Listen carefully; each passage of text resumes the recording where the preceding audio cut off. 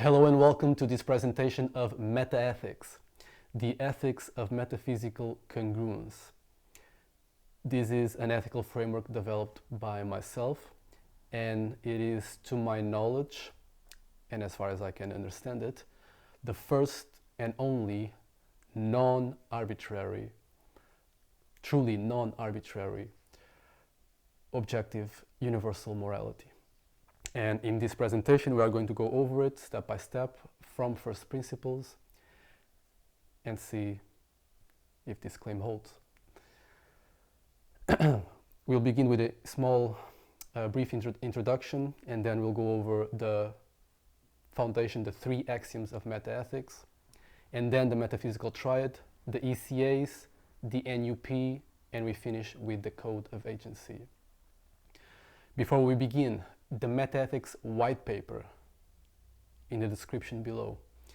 In it you will find the full breakdown in detail and technical precision of the framework, as long as a method to apply this ethical framework, which is very relevant not only for individuals but primarily for institutions and governance, as well as a comparative analysis with other moral theories, and a section on objections and replies. So, the MetaEthics white paper in the description below. Having said this, let's begin with a brief introduction. Moral theory and many schools of thought, religions, and so on, have failed to give us a ground for ethics that is a non-arbitrary ground. And for ethics to have any kind of authority, normativity authority, that authority must proceed from its grounding. It must have a non-arbitrary, non-optional grounding, a grounding that is not dependent on agreement or acceptance or endorsement. This is very important for many reasons. It is even more crucial in a world of tremendous power asymmetry and technological challenges. MetaEthics provides this non-optional ground. We require a protocol of coherence that is scalable and portable for any kind of context. And that is what MetaEthics, the ethics of metaphysical congruence, provides, not only with its foundation, but as I said in the beginning, with its method. And the method goes outside of the scope of this presentation, but it is there, developed, and like I said in the beginning, you'll find it in the MetaEthics white paper. Having said this, let's begin with the foundation, the three axioms of metaethics, starting with the first one, Axiom 1, primacy of reality. Reality and awareness provide the only non-optional ground of ethics. Reality, what is the given, and awareness, the fact that experience occurs, are non-optional. They are unavoidable. To deny them is to presuppose them. To deny reality, we can do so in reality. To deny awareness or doubt it we can only do so while being aware of it. These two fields, reality and awareness, are unavoidable, unescapable. In other words, they are non-arbitrary. Because they are non-arbitrary, they provide the only acceptable ground for ethics. Now, when we are talking about reality and awareness here, we are not making any kind of grand metaphysical claim. It's not necessary. it's not particularly important what kind of model of reality we attribute. If reality and awareness are the same thing or distinct things, if reality is a simulation or not, dualism, idealism, and so on, it's not really relevant. What is relevant is that we are simply establishing a minimal baseline here. There is what is the given, whatever we make of it, and there is awareness of it. And those two things are unavoidable, they are non-arbitrary, therefore they provide the only non-arbitrary ground for ethics. Axiom 2, structural coherence. Both reality and awareness, which again, it's not really relevant if we treat those as separate things or the same thing, but for sake of convenience and conversation, we'll address them as two different fields. Both reality and awareness share a common trait, and that is unity.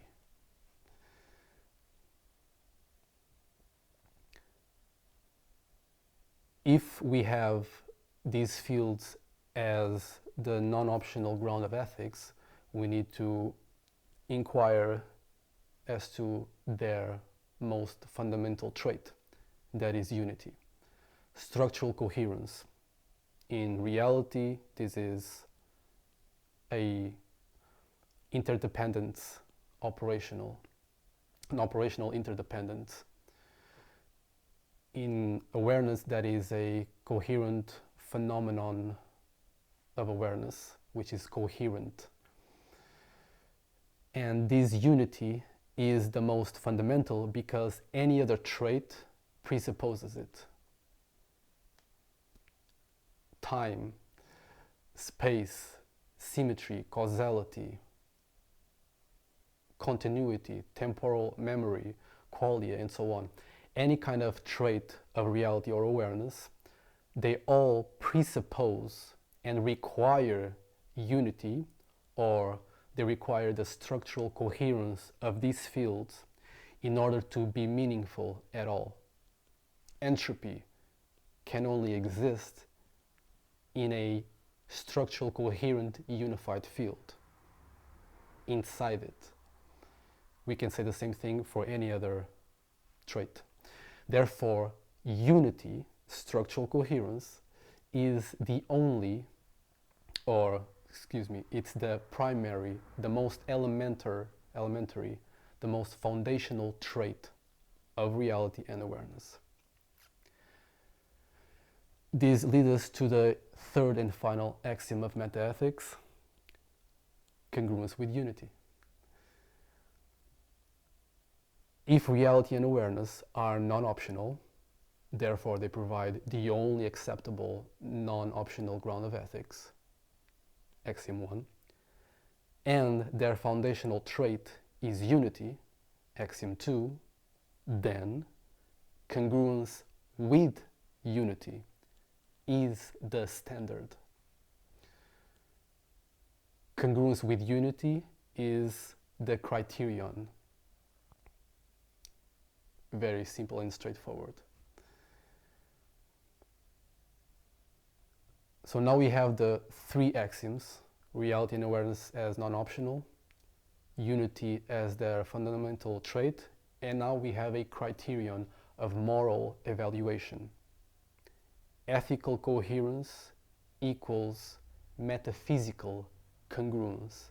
This is the criterion, this is the standard.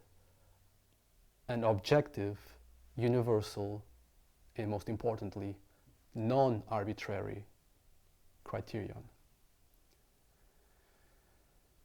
So, we have a standard now.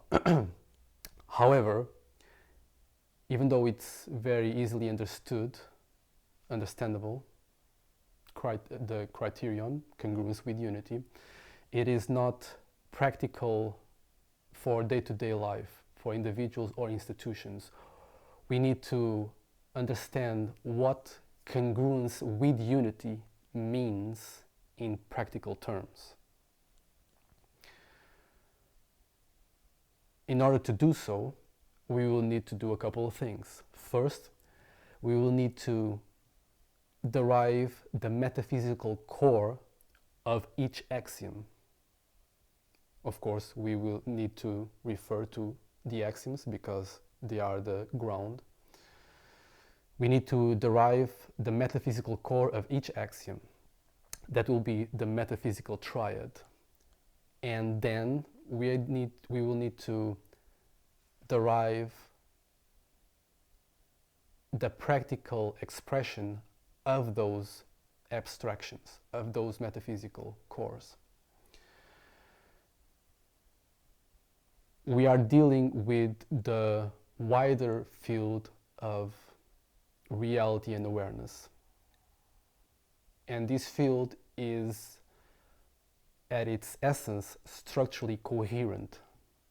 If that's the case, then the same thing must be for agents and agency, because agency is a subset or an expression of this wider field. We need to understand now and find out what it looks like for agency to be coherent and to align or mirror or be congruent with this structural coherence of these fields of reality and awareness. And in order to do so, we have to do just that. Extract the metaphysical core of each axiom and then extract the operational form of each core. The first metaphysical core is identity, from the first axiom, primacy of reality. Reality, what's given, the given, and awareness, their conjunction. When these two fields interact, the first thing that happens is a distinction.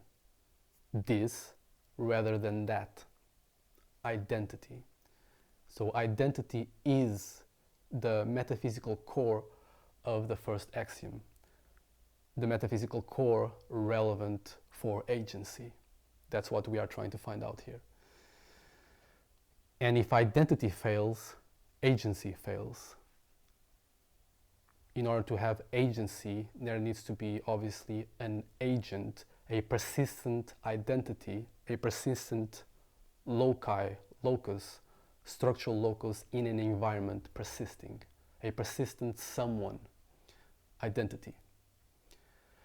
The second metaphysical core is causality, derived from the second axiom, structural coherence.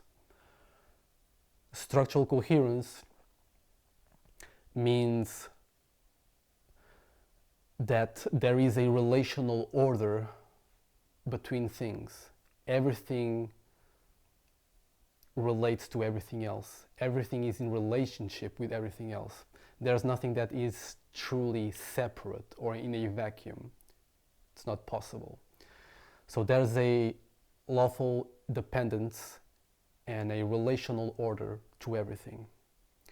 Now, for agency, this relational order expresses cause and effect.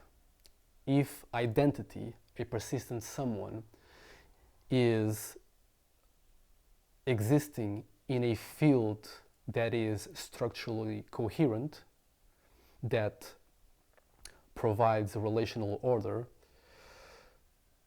that persistent someone will have access, let's say, to cause and effect in that environment, because everything is related to everything else. There is a logical, perhaps that's not the most philosophical correct term, but there's a logic to that relational coherence expressed in this unified field. If causality fails, agency fails.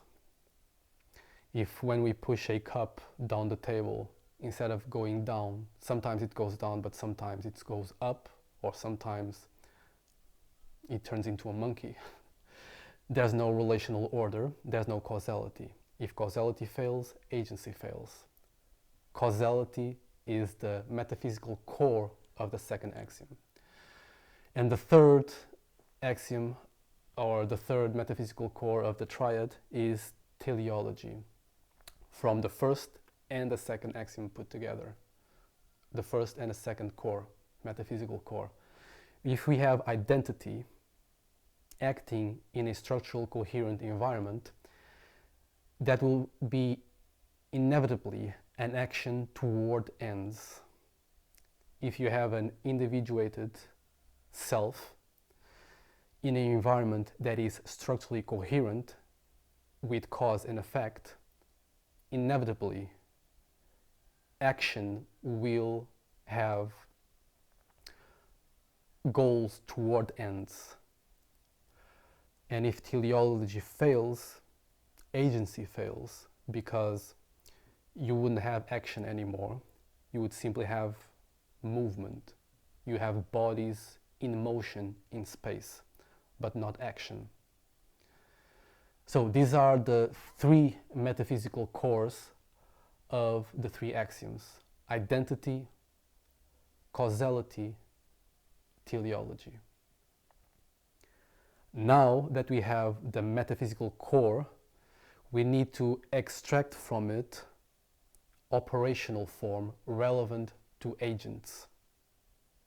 These will provide us with the ECAs, the enabling conditions of agency. These are the conditions necessary for agency to occur. And before we dive into the ECAs, I'm going to remind you that the following ECAs are not values or preferences. They are structural necessities that are derived directly from the metaphysical core, which is derived directly from the non-arbitrary ground of ethics. So let's go. The first ECA, reality contact.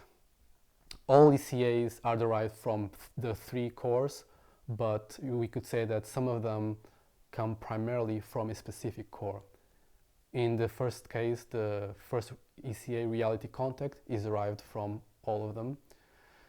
If we have identity and cause and effect and teleology, that means reality contact. Agency, or an agent, to act in reality needs to have reality contact. Otherwise, its action will have no grip on reality whatsoever. So reality contact is paramount. The second ECA, shared reference, coming primarily from the core of identity. If you have more than one agent, which you always have, agency never occurs in a vacuum. If you have agency occurring in a structurally coherent environment with other agents, one thing is inevitable. In order to have agency, you need to have coordination with other agents. In order to have coordination with other agents, you need shared reference is required for communication and coordination. The third ECA is cause and effect, primarily from causality, the metaphysical core causality. That is pretty much straightforward. If action has no relationship with cause and effect, then agency fails, because action loses any grip with outcome. In other words, if cause and effect are disconnected, if there's no minimal, even if just minimally probabilistically effect to the causes that we cause, then action loses any meaning. Because again, one action can lead to this or something completely random at all times. That's not possible. So cause and effect is the third ECA that is derived directly from the causality metaphysical core. Without it, agency fails. And finally, the fourth ECA, mutual respect, primarily coming from teleology. If teleology, if purpose activity is part of agency, constitutive of agency, then to deny agency or to see others as centers with purpose, with action and purpose, is to deny the field of action. It's a performative contradiction. If mutual respect fails, agency fails. So these are the four ECAs: reality contact, shared reference, cause and effect, mutual respect. And these are, again, not values or preferences. These are structural necessities that are derived directly from the metaphysical core, that comes exactly from the non-optional ground of ethics, this wider field of reality and awareness. Now that we have the ECAs, we understand what is necessary for agency to occur, the necessary conditions of agency, which means now we have a better idea in practical terms of the axiom provided in the third, or rather the criterion provided in the third axiom, congruence with unity. Congruence with unity, our actions, intentions and behaviors to be congruent, aligned with structural coherence of this wider field, means that our actions cannot undercut any ECA. We cannot act coherently while undercutting reality contact or shared reference or cause and effect or mutual respect. Is incoherent to do so. So now we can operationalize this whole thing and the criterion as the NUP, the principle, non-undercutting principle. And the non-undercutting principle can be stated as the following: no agent can coherently act in ways that undercut the ECAs. And that's all the foundation of MetaEthics fully explained. Now to finish, we're going to finish with the code of agency. If the ECAs are the bridge between the abstractions, the metaphysical core, and operational form, then the code of agency is the bridge between the ECAs and everyday life. So the code of agency is basically a restatement of the ECAs in common understanding. We have 4 rules in the code of agency derived exactly from the 4 ECAs. The first rule of the code of agency is seek and stand by the truth, from ECA number 1, reality contact. The second rule of the code of agency is build common understanding, from ECA number 2, shared reference. The third rule of the code of agency is respect cause and effect, from ECA number 3, cause and effect. And final, last but not least, the fourth rule of the code of agency: honor others like yourself, from ECA number 4, mutual respect. Taken together, the axioms, the metaphysical triad, the ECAs and the NUP give us a protocol of coherence, a standard, a criterion for moral evaluation that we didn't have so far, a non-arbitrary evaluation for moral normativity. I hope you enjoyed it, and I invite you once again to get the MetaEthics white paper, link in the description, just one click and you have it. Feedback is welcome, and I'll see you in the next video. Be well.